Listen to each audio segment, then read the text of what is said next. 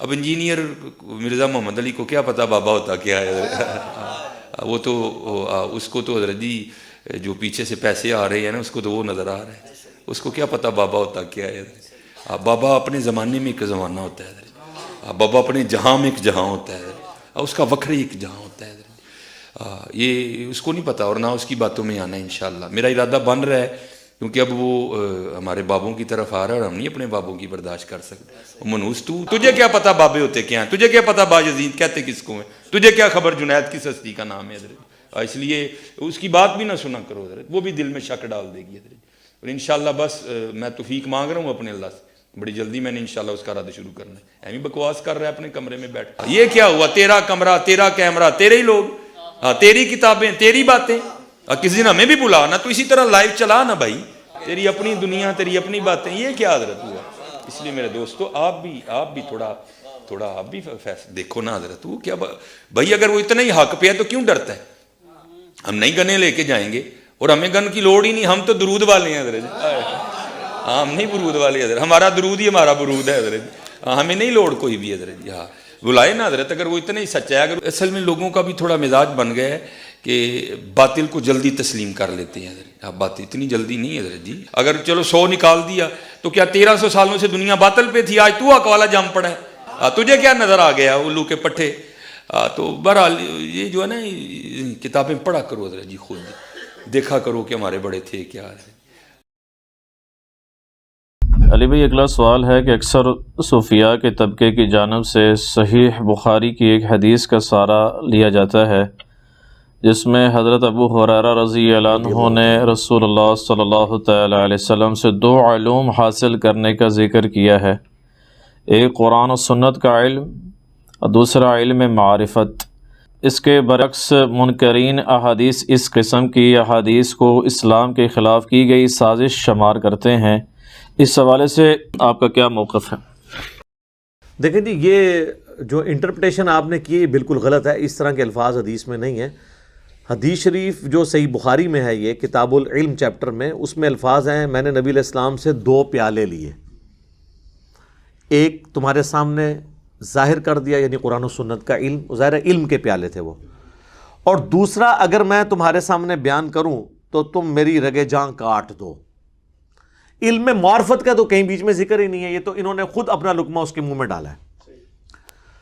اب logically speaking اگر آپ اس سے مراد یہ صوفیاء کا جو ایک سو کالڈ سلسلہ چل رہا ہے یا علم لدنی کے نام کے اوپر دھوکہ دے رہے ہیں، تو پھر میرا معصومانہ سوال ہے کہ جو تصوف کے سلاسل ہیں، قادریہ، چشتیہ، نقشبندیہ، سہروردیہ، یا پہلے ہوا کرتے تھے جنیدیہ، طیفوریہ اور باقی، ان میں کس سلسلے کے اندر حضرت ابو ہریرہ آتے ہیں؟ حضرت ابو ہریرہ کا تو کسی سلسلے میں نام تک موجود نہیں ہے، تو اگر علم لدنی ان کے ذریعے ٹرانسفر ہوا ہے تو حضرت ابو ہریرہ تو آنے چاہیے نا، ٹھیک ہے نا، تو کہیں موجود ہی نہیں ہے۔ اور بھائی صحیح بخاری میں ہی موجود ہے، حضرت ابو ہریرہ نے خود بتا دیا کہ وہ علم کیا تھا، صحیح بخاری کی حدیث ہے کہ حضرت ابو ہریرہ کہتے ہیں مجھے نبی علیہ السلام نے بنو قریش کے یعنی بنو امیہ کے ان لڑکوں کے نام، ان کے ماں باپ کے نام بھی بتائے ہیں جن کے ہاتھوں اس امت کی تباہی ہونے والی ہے۔ اور بخاری کے الفاظ ہیں جب شام میں بنو امیہ کی حکومت آئی آل مروان کی، تو وہ جو تبا تابعی تھے نا، وہ اپنے دادا سے کہتے ہیں، تبا تابعی کے بھی آگے سے بیٹے ہیں، وہ اپنے دادا سے کہتے ہیں سعید تابعی سے کہ دادا جان لگتا ہے کہ یہ وہی لڑکے ہیں جن کے بارے میں آپ کو حضرت ابو ہریرہ بتایا کرتے تھے، ٹھیک ہے، بلکہ وہ خود کہنے لگے ان سے کہ یہ لگتا ہے کہ یہ انہی لوگوں کی حکومت ہے۔ تو یہ بنو امیہ کے ہاتھوں جو تباہی ہونے والی تھی اس کا ذکر ہے، اس کو سپورٹیو حدیث ہے صحیح مسلم میں، وہ بھی حضرت ابو ہریرہ سے ہے کہ نبی علیہ السلام نے فرمایا کہ میری امت کا یہ قبیلہ میری امت کی اینٹ سے اینٹ بجا دے گا، بنو امیہ۔ تو صحابہ نے کہا کہ آپ ہمیں کیا حکم دیتے ہیں؟ آپ نے فرمایا کہ کاش میری امت ان سے الگ رہے۔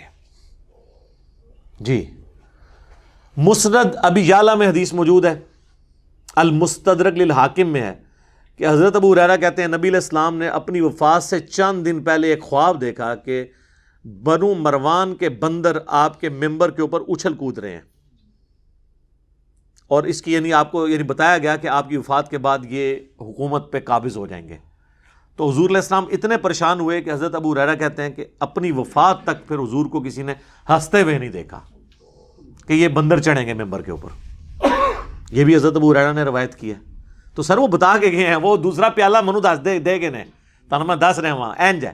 صرف انہوں نے اپنی جان بچائی ہے, نام نہیں لیے, کیونکہ انہیں خطرہ تھا کہ یہی حکومت میں بیٹھے ہوئے ہیں تو میری گردن کاٹ دیں گے.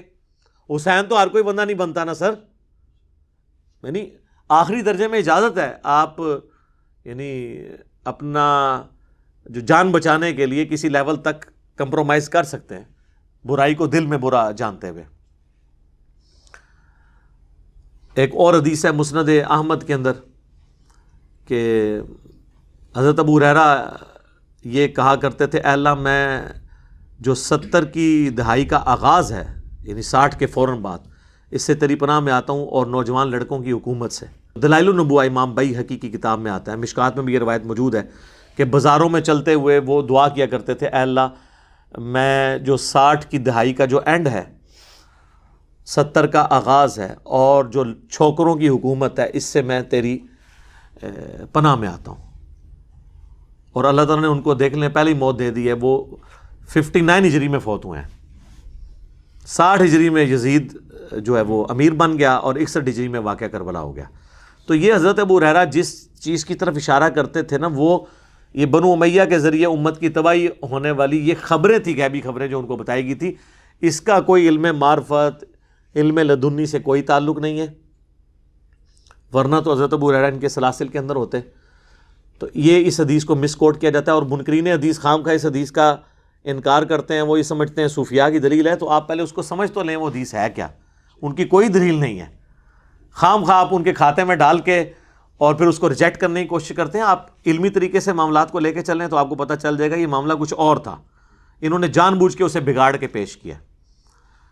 جناب بخاری اور مسلم دونوں میں ایک حدیث ہے, سیدہ عائشہ کہتی ہیں کہ جس نے یہ کہا کہ نبی علیہ السلام نے کچھ دین جو اللہ کی طرف سے ان کو بتایا گیا تھا وہ لوگوں تک پہنچایا اور کچھ چھپا لیا, اس نے اللہ پہ بھی جھوٹ باندھا, رسول اللہ پہ بھی جھوٹ باندھا.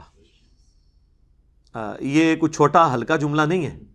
اور پھر اما عائشہ نے کہا کہ سورۃ المائدہ پڑھ کے دیکھو, اللہ کے نبی کو تو اللہ نے حکم دیا تھا, یا ایھا الرسول بلغ ما انزل الیک من ربک, اے رسول پہنچا دیجئے جو اللہ نے آپ کی طرف وحی کیا ہے, اور اگر آپ نے نہ پہنچایا تو آپ نے بھی رسالت کا حق ادا نہ کیا.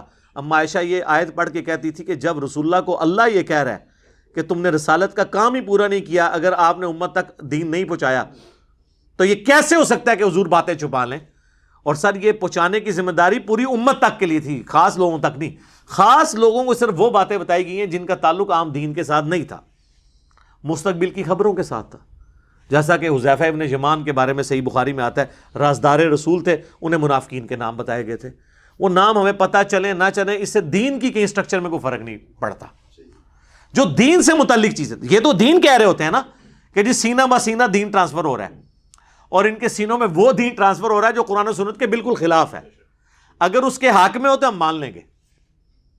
جو جلی دین ہے سامنے روزے روشن کی طرح عیاں, اس کو چھوڑ کے کوئی اور چیز لے آئیں بالکل اس کے اپوزٹ, ہم اسے کیسے مان لیں. صحیح مسلم میں حدیث ہے, نبی علیہ السلام نے حجۃ الوداع کے موقع پر فرمایا کہ میں اپنے بعد تم میں وہ چیز چھوڑ کے جا رہا ہوں کہ اسے مضبوطی سے پکڑ لو گے, کبھی گمراہ نہیں ہوگے, اور وہ اللہ کی کتاب ہے. جو صحیح مسلم میں خطبہ ہے نا حجۃ الوداع کا, اس میں اللہ کی کتاب کا ذکر ہے اور کسی چیز کا نہیں. سنت کو ماننا کتاب اللہ ہی کو ماننا ہے. من یطع الرسول فقد اطاع اللہ, جس نے رسول کی اطاعت کی گویا اس نے اللہ کی اطاعت کی. البتہ المستدرک للحاکم میں موجود ہے, الموطا امام مالک کی روایت تو کمزور ہے, حاکم میں ہے کہ نبی علیہ السلام نے فرمایا کہ میں تم میں دو چیزیں چھوڑ کے جا رہا ہوں, ایک اللہ کی کتاب اور دوسرے اس کے نبی کی سنت, ان کو مضبوطی سے پکڑ لو گے کبھی گمراہ نہیں ہوگے. تو سر حجۃ الوداع پہ کوئی صحابی نہیں کھڑا ہوا جس نے کہا یا رسول اللہ وہ جو دوسرا پیالہ ہے علم لدنی والا وہ میں نے آگے پہنچانا ہے یا نہیں پہنچانا. جناب مسلم شریف میں الفاظ ہیں جو یہاں موجود ہیں, جو دین ہے ان لوگوں تک پہنچا دیں جو یہاں پہ موجود نہیں. تو وہاں تو کسی نے نہیں کہا یا رسول اللہ دونوں پیالے پہنچانے ہیں یا ایک؟ ہے ہی ایک تھا. اور یوم النہر کا جو خطبہ ہے بخاری اور مسلم کا، اس میں بھی موجود ہے، جو یہاں پہ موجود ہے ان تک پہنچا دیں جو یہاں پہ موجود نہیں، جس میں آپ نے پھر گواہی بھی لی تھی. صحابہ نے کہا کہ آپ نے دین پہنچا دیا. 3 دفعہ انگلی آسمان کی طرف بلند کر کے نیچے کی کہ اے اللہ اللہم اشہد اللہم اشہد اللہم اشہد. وہاں کسی نے کہا یا رسول اللہ وہ خاص باتیں میں آگے بتا دوں؟ نہیں.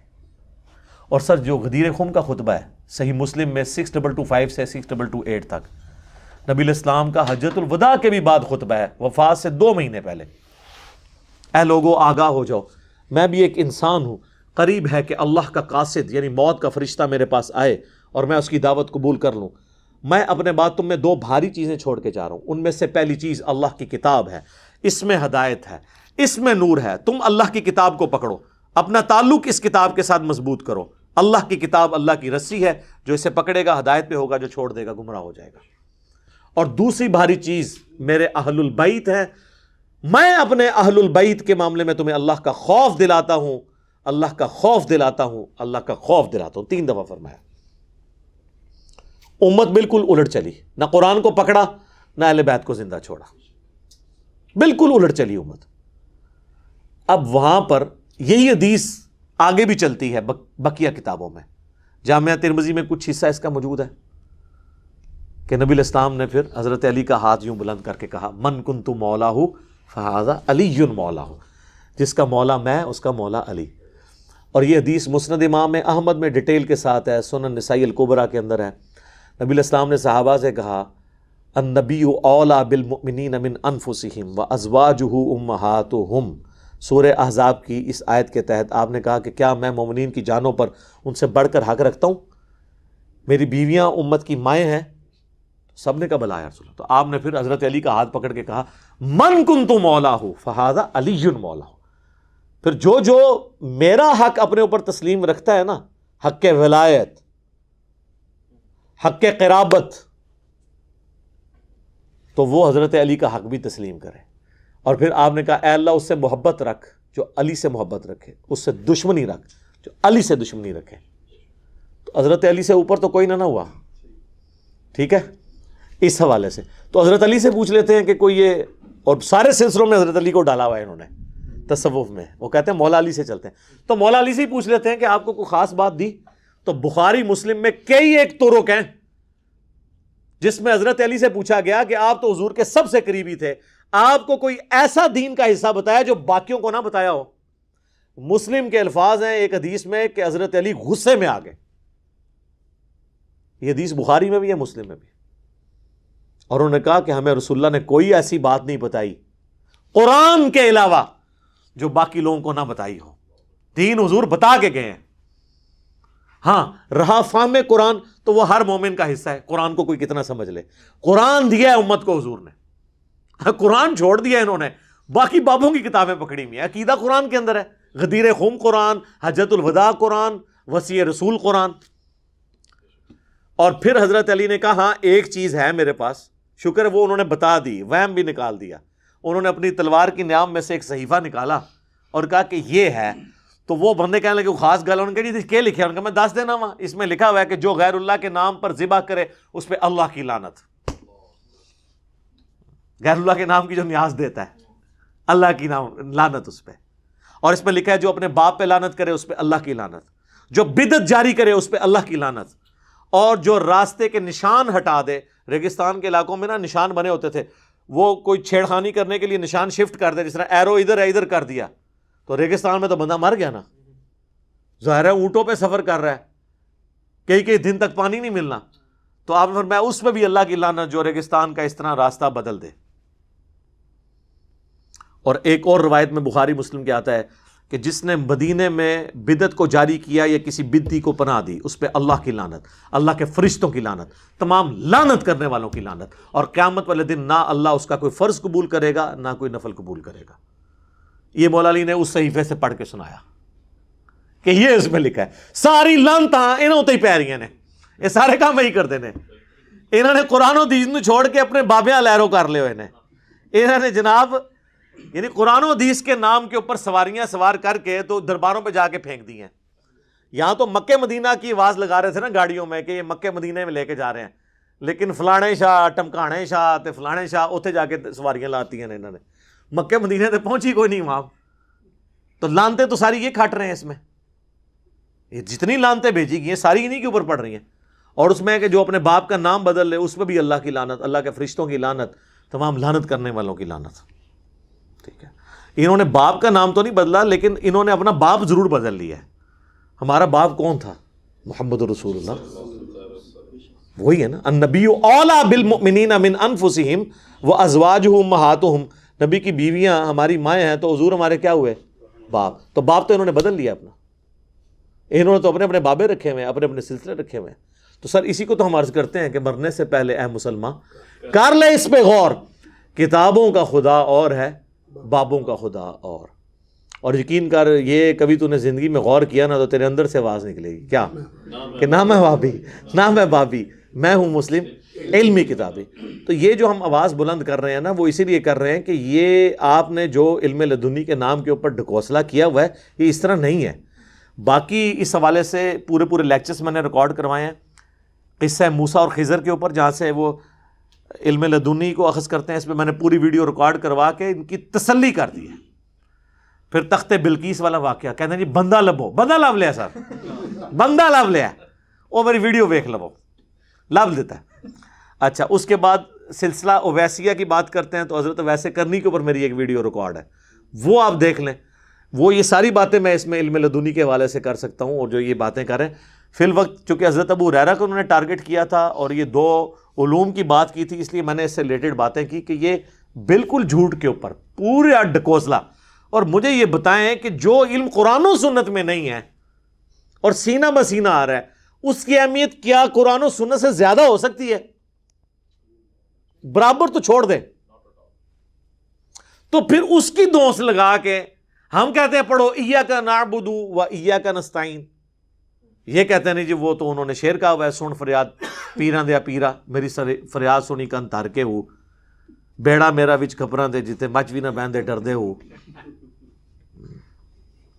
تو یہ ہم انہیں قرآن کی آیات سناتے ہیں, یہ ہو کرتے ہیں.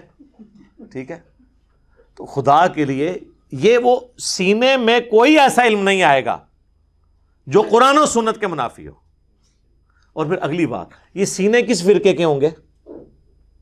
بریلویوں کے سینے, دیوبندیوں کے سینے, ٹھیک ہے, یا اہل حدیث کے سینے, یا شیعہ کے سینے. ویسے مجھے تو سینے کا گوشت بھی پسند نہیں ہے, یقین کریں, میں تے گول بوٹی کھانا ہوا. تو اے سینے کدے ہون گے؟ ایک دوسرے تے مسلمان ہی نہیں سمجھتے, تو سینوں میں نہیں ہے. دیکھیں جو کام ہوئے میں فزیکلی سامنے موجود ہیں, آپ کے سامنے نظر آ رہا ہے. یہ نسل در نسل سینہ بسینہ کوئی اس طرح کی چیز نہیں ہے جو قرآن و سنت کے منافی ٹرانسفر ہو. چونکہ انہوں نے قرآن و سنت کو نہیں ماننا ہوتا, پھر یہ کہتے ہیں علمو بس کریو یار, کبھی کوئی بہانہ کبھی کوئی بہانہ. تو ہم تو پیار محبت سے ان کو سمجھا رہے ہیں کہ شاید ان کی آنے والی نسلیں اس دعوت کو قبول کر لیں, اور بڑی تیزی سے اللہ کے فضل سے قبول کر رہی ہیں. باقی آپ علم لدنی کے اوپر جتنی میں نے ویڈیوز بتائیں آپ یہ دیکھیں تو آپ کو پتہ چل جائے گا یہ ٹوٹلی جھوٹ کے اوپر ان کا سارے کا سارا معاملہ چل رہا ہے. چونکہ انہیں یہ یقین ہے کہ ہماری تعلیمات قرآن و سنت میں موجود نہیں ہے, لہٰذا یہ کہتے ہیں وہ سینہ بسینہ علم بھی آ رہا ہے. بالکل آپ کہیں جی آ رہا ہے, مان لیا, لیکن قرآن کے خلاف نہیں ہونا چاہیے, حدیث کے خلاف نہیں ہونا چاہیے. تو پھر یہ بیان ہی نہیں کریں گے آپ سے, کیونکہ انہوں نے تو بالکل اس کے الٹ بیان کرنا ہوتا ہے. وہ کہتے ہیں جی اس کے اندر یہ نقطہ نکلتا ہے, اور وہ جو چیخ کے ابل کے چیز باہر نکل رہی ہوتی ہے وہ نہیں مانتے, اس میں سے کچھ اور چیز نکال لیتے ہیں. تو انشاءاللہ تعالی کتاب و سنت کی آواز یوٹیوب حافظہ اللہ کی برکت سے پھیل رہی ہے. انشاءاللہ ان کی آنے والی نسلیں امید ہے حق بات قبول کر لیں گے. ٹھیک ہوگا جی.